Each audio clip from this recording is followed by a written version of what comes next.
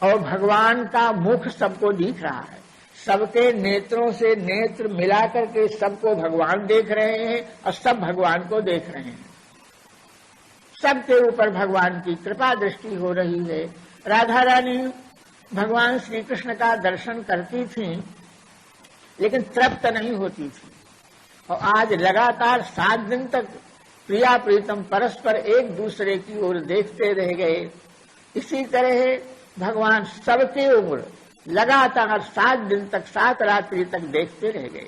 भगवान की पीठ नहीं दिखाई पड़ती थी, सन्मुख सबकी ओर, मुख ही भगवान का सबको दिखता था, भगवान सबके सन्मुख। तो यह आनंद जो हुआ वह इंद्र के अपराध से हुआ, इसलिए इंद्र का अपराध न मान करके इंद्र का गुण माना और भगवान ने इंद्र को क्षमा कर दिया। जाओ अपने अधिकार में रहो, अहंकार नहीं करना। इंद्र के ऊपर प्रसन्न हो गए, ब्रह्मा के ऊपर प्रसन्न नहीं हुए, क्योंकि ब्रह्मा ने वियोग कराया था और इंद्र की लीला में भक्तों का भगवान का सबका 7 दिन तक संयोग हो गया, इसलिए इंद्र के ऊपर भगवान प्रसन्न हो गए। ब्रह्मा जी अपने लोक में आ गए, लेकिन बार बार उनको यह बात खटकती थी कि भगवान हमारे ऊपर प्रसन्न नहीं है। कैसे प्रसन्न होंगे? तो वियोग कराया भक्त और भगवान का, इसलिए भगवान नाराज हैं। तो किसी तरह से अब इनका मैं कैसे संयोग कराऊं? सोचते सोचते विचारते विचारते कलयुग का जब समय आया तो वही ब्रह्मा जी इस पृथ्वी के ऊपर एक ब्राह्मण के घर में प्रकट हुए, और प्रकट अंधे प्रकट हुए, बिना नेत्रों के। अंधे का सा काम किया था, भगवान में अविश्वास किया था, और प्रकट होकर के बालक की मैया थी, पिता थे, पिता का देहांत हो गया, अकाल पड़ गया।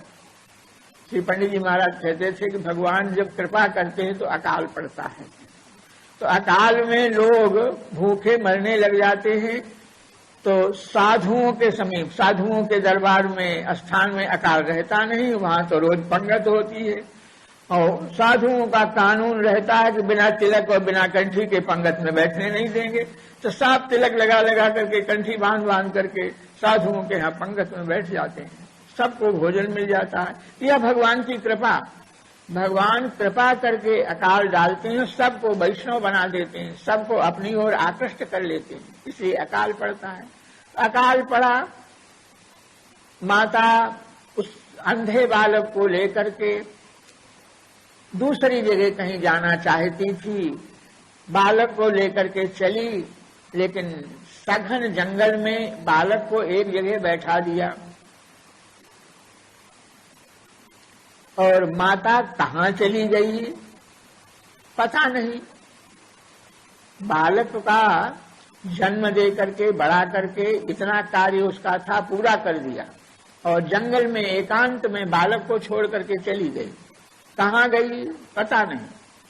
इसी बीच एकांत जंगल में अंधा बालक, छोटी सी जिसकी अभी अवस्था है, बैठा हुआ है, और नासिक का कुंभ था, नासिक के कुंभ से श्री अग्रदेवाचार्य और कील देवाचार्य दोनों गुरु भाई हैं, पयहारी श्री कृष्णदास के कृपा पात्र हैं। दोनों उसी रास्ते से निकले, उन्होंने देखा कि जंगल में अकेला अंधा बालक बैठा हुआ है। तो कृपा करके उन्होंने पूछा कि अरे बालक तू कौन है? तो बालक ने कहा कि महाराज मैं नहीं जानता हूं मैं कौन हूं। मैं कौन हूं, यह बड़ा गंभीर उत्तर है। यह जीव अपने को नहीं जानता है, मैं नहीं जानता हूं कि मैं कौन हूं।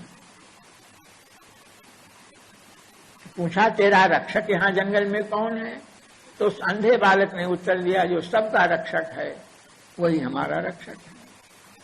तो प्रश्न का दिव्य उत्तर सुनकर के उन ऋषियों ने देख लिया कि होनहार बालक है। तो उस अंधे बालक के मुख के ऊपर, नेत्रों के ऊपर कमंडल से जल छिड़क दिया, और जल छिड़कते ही उस अंधे बालक के नेत्र खुल गए। नेत्र खुलने पर उस बालक ने जुगल संतों को, हीर देवाचार्य को, अग्र देवाचार्य को देखा। आज तक किसी को देखा नहीं था, अंधे थे, नेत्र बंद थे, इसीलिए नेत्र बंद थे। नेत्र खुले तो सबसे पहले संतों का दर्शन हुआ और इसलिए नाभाजी ने संतों का दर्शन करने के बाद और जीवन भर में दूसरे किसी को नहीं देखा। संत ही उनकी दृष्टि में आए, संतों को ही देखा। साथ में गलता गद्दी को ले आए और गलता गद्दी में संतों की सेवा होती थी। ऋषियों ने उस बालक को आज्ञा दिया कि महात्माओं की पंगत हो जाती है तो इनकी जूठी पत्तलों को उठाया करो, संतों की सेवा किया करो, इनको मिट्टी ला करके दो, दातून ला करके दो। उस बालक नाभाजी को संतों की सेवा में अग्रदेवाचार्य ने लगा दिया। उसके बाद फिर अब बालक को दीक्षा का विचार हुआ तो अग्रदेवाचार्य ने बड़े गुरु भाई कील देव जी से प्रार्थना की कि आप इसको राम मंत्र दे दीजिए। उन्होंने कहा कि मैं समाधिस्थ हो जाता हूँ। कील देव जी महाराज की समाधि लग जाती तो सालों समाधि लगाए बैठे रह जाते, होश ही नहीं रहता, तो मैं बालक की देख रेख नहीं कर सकता, इसलिए मैं मंत्र दीक्षा मैं नहीं दूंगा, तुम मंत्र दीक्षा इसको दे दो। तो कील आज्ञा पाए मंत्र अगर सुनायो है, कील देव जी की आज्ञा पा करके अग्रदेवाचार्य ने उस बालक को मंत्र सुनाया और मंत्र सुनाने के बाद पंच संस्कार दीक्षा दे करके और नारायण दास या नाम रखा। गलता में संत सेवा होती थी। संत सेवा करते करते एक दिन श्री अग्रदेवाचार्य और मानसी स्वरूप में लगे थे। मानसी स्वरूप में लगे हैं अग्रदास जबै। महंत महात्मा प्राचीन काल के प्रत्यक्ष सरकार की सेवा करते और इसके बाद एकांत में बैठ करके मानसी सेवा करते। मानसी सेवा और प्रत्यक्ष सेवा दोनों प्रकार की सेवाओं को करते। कृष्ण सेवा सदा कार्या, भगवान श्री कृष्ण की सेवा सदा करनी चाहिए और उन सेवाओं में मानसी सा परामता, मानसी सेवा सबसे श्रेष्ठ है। प्रत्यक्ष सेवा को श्रेष्ठ नहीं बताया। कृष्ण सेवा सदा कार्या, मानसी सा परामता। और उस सेवा कहते किसको है तो चेतस तत्प्रवणम सेवा, चित्त का भगवान की सेवा में लीन हो जाने का नाम सेवा है। भगवान की सेवा में भगवान में मन का लय हो जाए, बाहर की दूसरी बात याद न रहे, इसको कहते हैं सेवा। चित्त का लग जाना। और मानसी सा परामता और तत्सिद्धि तनवित्तजा। मानसी सेवा सबसे श्रेष्ठ है, लेकिन इस सेवा को सिद्ध करने के वास्ते तनुजा सेवा और वित्तजा सेवा करनी चाहिए। पहले मानसी सेवा नहीं, पहले तनुजा सेवा। तनुजा सेवा का अर्थ यह है कि भगवान का मंदिर है, मंदिर में झाड़ू लगाना, बर्तन मलना, भगवान की सब सेवाएं करना, यह शरीर की सेवा है। भगवान को भोग लगाना, पार्षद मलना, शरीर की सेवा। और वित्तजा सेवा अपने पास अन्न धन जो कुछ है भगवान की सेवा में अर्पण करना। जहां कहीं मंदिर हो, कुछ हो, तो अपना धन, अपना अन्न, अपना वस्त्र सेवा में ले जाकर दे देना। तो तनुजा सेवा और वित्तजा सेवा दो सेवाएं हो जाती हैं, उसके बाद मानसी सेवा सिद्ध होती है। और कोई मानसी सेवा पहले करे, तनुजा वित्तजा नहीं करे, तो मानसी सेवा का महत्व नहीं। तो श्री अग्रदेवाचार्य जी महाराज मानसी स्वरूप में भगवान श्री राम का ध्यान करके और उनकी सेवा, मन ही मन सेवा कर रहे थे। प्रत्यक्ष सेवा करने में वस्तु का अभाव होगा, जाड़ा पड़ रहा है, और कमल चाहिए सेवा में, तो जाड़े के दिनों में कमल नहीं मिलेंगे। और मानसी सेवा में चाहे जितने कमल ले लो, संग्रह करने की इच्छा हो तो ले आओ, लाल कमल ले आओ, श्वेत कमल ले आओ, पीत कमल, नील कमल, सब प्रकार के कमल लाओ, हजारों मन फूल लाओ, बड़े बड़े हार बनाओ, और भोग लगाते समय थोड़ा भोग नहीं, हजारों मन का भोग लगाओ। मन ही मन भोग लगाना है, प्रत्यक्ष में कोई वस्तु नहीं है, मन ही मन वस्तु की कल्पना करके और भोग लगाओ। और भोग लगाने के बाद प्रसाद बांटो, तो प्रसाद एक दो को नहीं, तीनों लोगों में प्रसाद बट रहा है, मन ही मन। इस तरह मानसी सेवा श्रेष्ठ सेवा कही जाती है। अग्रदेवाचार्य मानसी सेवा कर रहे थे और नाभाजी बालक ही थे, समीप में बैठ करके और पंखा हाँक रहे थे। करत बयार नाभा मधुर संहार सो, संभाल करके मधुरता के साथ सेवा कर रहे थे। इसी बीच सेवा करते करते करते करते अग्रदेवाचार्य का एक शिष्य समुद्र में यात्रा कर रहा था और उसका यात्रा करते करते जहाज भंवर में पड़ गया। नाव चलाने वाले, जहाज चलाने वालों ने कहा कि यह डूबेगा जहाज, अपने अपने इष्ट देव का स्मरण करो, उनकी कृपा से जहाज यहां से भले निकल जाए, अब हमारे वश की नहीं। उसने चलाना बंद कर दिया, भंवर में पड़ गया, जहाज निकल नहीं रहा है।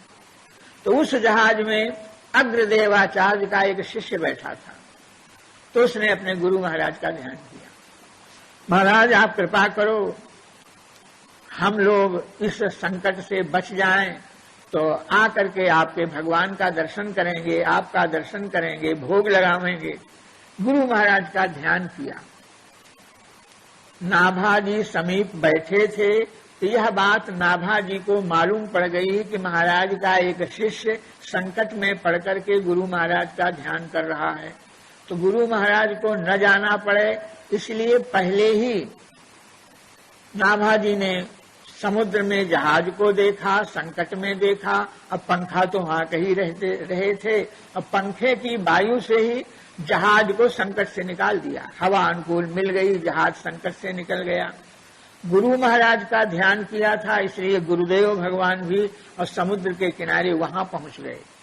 अग्रदेवाचार्य मन ही मन वहां पहुंच गए, सेवा को छोड़ करके, और समुद्र के किनारे पहुंचे तो बड़ी बड़ी ऊंची लंबी लंबी लहरें आ रही, उसको देखने लगे।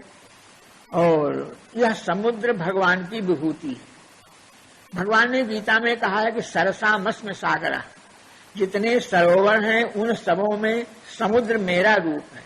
तो भगवान का रूप जान करके अग्रदेवाचार्य समुद्र की लहरों का दर्शन करने लगे। उस समय नाभाजी ने कहा कि भगवान आपकी कृपा से जहाज तो संकट से निकल गया, अब आओ फिर घूम, आप अपनी जिस सेवा में लगे थे उसी सेवा में लगिए, सेवा करिए। ये बात अग्रदेवाचार्य ने सुनी। तो जो ध्यान लगाकर बैठते हैं तो बाहर की आवाज भीतर सुनाई नहीं पड़ती, लेकिन नाभाजी जो है वह सिद्ध संत हो गए थे, इसलिए इनकी आवाज, इनकी बात और उनके ध्यान में सुनाई पड़ी। तब उन्होंने आंखें खोली और बोले, वो कौन? अभी कौन बोला? तो नाभाजी थे। नाभाजी ने कहा, वही जौन पाल्यो शीत दय दे सुकुमार सुन, जिस बालक को आपने बचपन से अपनी जूठन दे दे करके, खिला करके जिसका पालन पोषण किया, उसी दास ने प्रार्थना की। अग्रदेवाचार्य ने सोचा कि अरे यह बालक, इसको हमने कोई ऐसी साधना नहीं बताई, इसकी दिव्य दृष्टि कैसे हो गई? कौन सा इसने भजन किया, कौन सा इसने साधन किया? बहुत दूर समुद्र में नौका को देख लिया, जहाज को देख लिया और जहाज को संकट से दूर कर दिया, और मेरे मन की मानसी सेवा को भी इसने देख लिया, हमारा समुद्र तक जाना ये सब इसने देख लिया। तो आखिर इस बालक में इतनी शक्ति कैसे आ गई, इतनी सिद्धि कैसे आ गई? विचार करने लगे। तो विचार करते करते उनको यह मालूम पड़ गया कि संत सेवा को प्रभाव है। हमने संत सेवा बता दी थी, संतों की सेवा करता था और संतों ने कह दिया था कि पत्तलों में लगी भई जूठन जो है उसको खा लिया करो, चाट लिया करो। तो यह संत उच्छिष्ट को खाता था, संत सेवा करता था, इसी के प्रभाव से यह चरित्रों का वर्णन करो। नाभाजी ने कहा कि महाराज, मैं आज्ञा आपकी हो तो राम जी का चरित्र, भगवान श्री कृष्ण का चरित्र तो वर्णन कर सकता हूँ। कैसे कि वेद व्यास जी ने, वाल्मीकि जी ने वर्णन किया है, वह हमने सुना है, तो अपनी भाषा में उसको तो कह सकता हूँ। लेकिन संत का चरित्र एक नहीं है, अनंत संत हैं। संतों का चरित्र मैं वर्णन नहीं कर सकता। संतों के चरित्र विचित्र होते हैं। एक संत ऐसे हुए श्री सुखदेव जी कि माता के गर्भ में 12 वर्ष तक रहे आए, बाहर नहीं निकलते थे। क्यों? माया से डरते थे। माया का डर इतना था कि बाहर नहीं निकलते थे। 12 वर्ष तक माता के गर्भ में रहे आए। अवंत में वेद व्यास ने कहा कि बाहर निकलो, नहीं मुझको माया से डर लग रहा है। तो वेद व्यास भगवान ने मायापति श्री कृष्ण का स्मरण किया। भगवान आ गए और भगवान ने कहा कि तुम बाहर निकलो, मैं माया का स्वामी आ गया हूँ, हमारी माया तुमको नहीं व्याप्त होगी। आश्वासन पा करके सुखदेव जी बाहर निकले और गर्भ से जन्म लेने के बाद सबसे पहला संस्कार नालोच्छेदन होता है, नाल काटने का संस्कार पहला होता है। तो सुखदेव जी का वह नालोच्छेदन संस्कार भी नहीं हुआ और सुखदेव जी विरक्त होकर के जंगल को चले गए। माया से डरते थे, जंगल में जाकर तपस्या करने लगे। एक भक्त तो ऐसे ही होते हैं। और एक भक्त श्री मार्कंडेय जी महाराज थे। तो उन्होंने, मार्कंडेय जी की आयु बहुत थोड़ी थी, उनको मृत्युंजय शब्द बता दिया गया।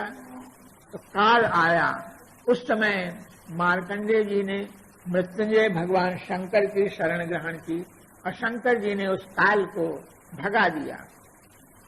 मृत्यु नहीं हुई, काल लौट गया। इसलिए मार्कंडेय जी अजर अमर हो गए। आयु बहुत बड़ी उनकी हो गई। 6 कल्प तक साधन भजन करते रह गए लगातार। तो नर नारायण भगवान ने दर्शन दिया। नर नारायण भगवान की स्तुति किया, प्रार्थना किया, वरदान मांगो। तो मार्कंडेय जी ने वरदान मांगा कि हम आपकी माया को देखना चाहते हैं, आपकी माया कैसी होती है।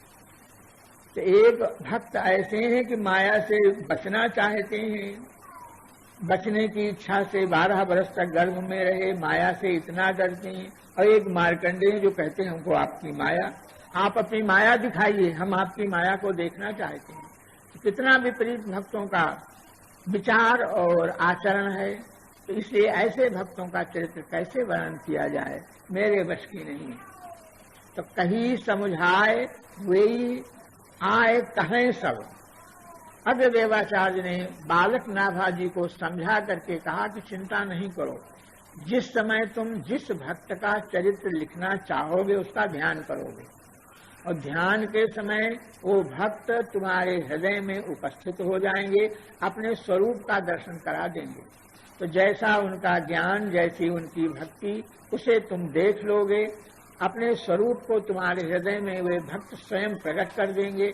उसे देख करके, उसका अनुभव करके तुम उनकी कीर्ति का गान करो, उनका चरित्र कहो। इस तरह से आशीर्वाद के साथ आज्ञा हुई और आज्ञा को पा करके श्री नाभाजी महाराज ने भक्तमार्ग की रचना की, भक्तमार्ग का गान किया। गान करते करते करते करते अंत में भक्तों का ध्यान करते, भक्त सामने आ जाते और नाभाजी उसका वर्णन करते। बहुत कुछ वर्णन हो गया, लेकिन वृंदावन के भक्तों का ध्यान श्री नाभाजी ने किया, रसिकों का ध्यान किया। लेकिन वृंदावन के भक्त लोग नाभाजी के ध्यान में नहीं आए। तब यह विचार करने लगे कि क्या करना चाहिए। तो गुरु महाराज के पास गए। महाराज, आपकी आज्ञा से ध्यान करता था तो भक्त लोग आकर दर्शन देते थे, लेकिन वृंदावन के रसिकों का मैं ध्यान करता हूं तो मेरे ध्यान में ही नहीं आते हैं।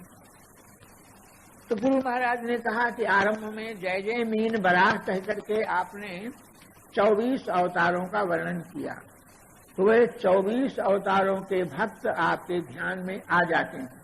और वृंदावन के जो भक्त हैं यह 24 अवतारों के भक्त नहीं हैं, यह तो भगवान श्री कृष्ण के निकुंज के भक्त हैं, निकुंज के निवासी हैं, इसलिए तुम्हारे ध्यान में नहीं आते हैं। कैसे आवेंगे?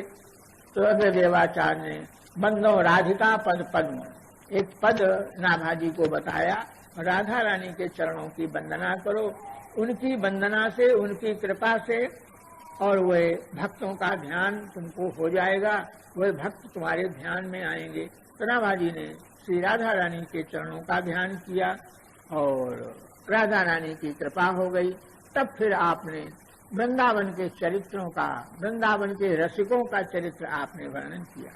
स्वामी श्री हरिदास जी महाराज, हरिराम व्यास जी महाराज, हित हरिवंश जी महाराज, इन सब भक्तों का चरित्र आपने गान किया, वर्णन किया।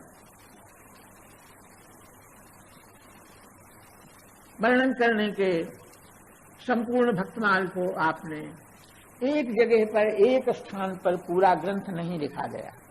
बहुत सा अंश तो गलता गद्दी जयपुर में, जहां नाभाजी की छतरी है, चबूतरा है, अग्रदेवाचार्य वहां पर विराजते थे, तो बहुत सा अंश जब जहां जाते, जब जिसका ध्यान करते जो आ जाता तो उसको लिख लेते। और कुछ अंश रेवासा, जहां पर अग्रदेवाचार्य का द्वारा पीठ है, द्वारा गद्दी है, वहां पर बहुत सा अंश भक्तमाल का लिखा गया। इसके बाद नाभाजी बार बार वृंदावन को आते थे, बहुत से छंद, बहुत से भक्तों का चरित्र वृंदावन में बैठ करके लिखा गया। इस तरह से भक्तमाल की रचना और हो गई। और भक्तमाल की रचना होने के बाद भक्तों का चरित्र का वर्णन स्वयं नाभाजी करते थे और बहुत से लोगों ने भक्तमाल के छंदों को, छप्पयों को सीख लिया और उनका गान करने लगे। तो भक्तमाल की कथा सबको अत्यंत प्रिय लगने लगी। बहुत से संत जमात में जा रहे थे और जमात उनकी जयपुर पहुंची। गोविंद भगवान का दर्शन किया तो गोविंद जी के पुजारी ने प्रार्थना किया कि बोले आप लोग कुछ दिन यहाँ ठहर करके भक्तमाल की कथा कहिए। तो वहाँ भक्तमाल की कथा होने लग गई, सब लोग सुनने लग गए। होते होते उन साधुओं ने कहा कि भाई हमारा रामत का टाइम है। रामत का एक समय होता है, तो वह समय चूक जाएगा। रामत माने भिक्षा करना। तो हम लोग सांभर की रामत को जा रहे हैं। तो सांभर एक झील है राजस्थान में, जयपुर जिले में, और उस सांभर झील में नमक पैदा होता है और जो कुछ पड़ जाए सो नमक हो जाता है। और सांभर के ओर पास जो स्थान हैं, उन स्थानों में घूमना और वहां से मांग करके अन्न धन का संग्रह करना और साधुओं की सेवा करना। तो हम लोग सांभर की रामत को जा रहे हैं, रामत का समय हो गया है। महाराज भक्तमाल की कथा वह लौट के आवेंगे तब कहेंगे। साधु सब सांभर की रामत को चले गए। कुछ दिनों के बाद रामत पूरी करके और लौट करके फिर गोविंद जी के मंदिर में आए। पुजारी जी ने कहा कि महाराज अब फिर से भक्तमाल की कथा कहो। तो फिर कथा कहने के लिए तैयार हुए। तो कथा कहने के लिए जब बैठे तो स्वयं वक्ता को यह पता नहीं था कि कहाँ तक की हमने कथा कही, क्योंकि रोज कथा होती थी। वो तो रोज अपनी जमात में कथा कहते थे, इसलिए उनको ध्यान नहीं रहा कि गोविंद के मंदिर में कहाँ तक की कथा भई। श्रोताओं से पूछा गया कि कथा कहाँ तक हुई है, तो किसी श्रोता के भी ध्यान में नहीं था कि कथा कहाँ तक हुई है। किसी को पता नहीं। बड़ा आश्चर्य। तब श्री स्वयं गोविंद देव जी ने अपने पुजारी जी को बुला करके कहा कि रैदास भक्त तक की कथा भई है, आगे कहो। स्वयं गोविंद जी ने अपने पुजारी को कहा कि कह दो, जो कथा कहने वाले हैं उनसे कह दो कि रैदास तक की कथा हो गई है, उसके आगे की कथा कहो। यह आकर कहा गया। यह सुनकर के कथावाचक महोदय थे वह, देखो किसी को पता नहीं, तो गोविंद भगवान को केवल पता। इसका अर्थ क्या हुआ? इसका अर्थ हुआ कि सच्चे श्रोता भगवान हैं। कथा किसकी अच्छी लगती है? जिसमें प्रेम होता है। माता को अपने बालक में प्रेम होता है तो बालक के ब्याह की कथा हो, बालक की कोई बात हो तो माता को बहुत अच्छी लगेगी, बार बार उसको सुनना चाहेगी। और भक्तों का प्रेम भगवान में होता है, इसलिए भक्तों को भगवान की कथा अच्छी लगती है। और भगवान के मन में भक्तों के प्रति प्रेम है, इसलिए भक्तों की कथा भगवान को अच्छी लगती है। इसलिए यह सिद्ध हो गया कि भगवान को भक्त चरित्र, भक्तमाल की कथा अच्छी लगती है। और भक्तमाल के मुख्य श्रोता भगवान हैं, गोविंद जी हैं। यह वहां निश्चय हो गया। बड़े प्रेम से कथा संत लोग करने लगे। एक बार 84 कोस की परिक्रमा में गए तो होड़ल में जाकर के मुकाम पड़ा। होड़ल के लालदास नामक महंत थे, उन्होंने प्रार्थना की कि आप यहाँ कुछ दिन ठहरो और कथा कहो। भक्तमाल की कथा होने लगी, सब लोग वहां ठहर गए। तो एक दिन रात्रि में चोर लोग आए।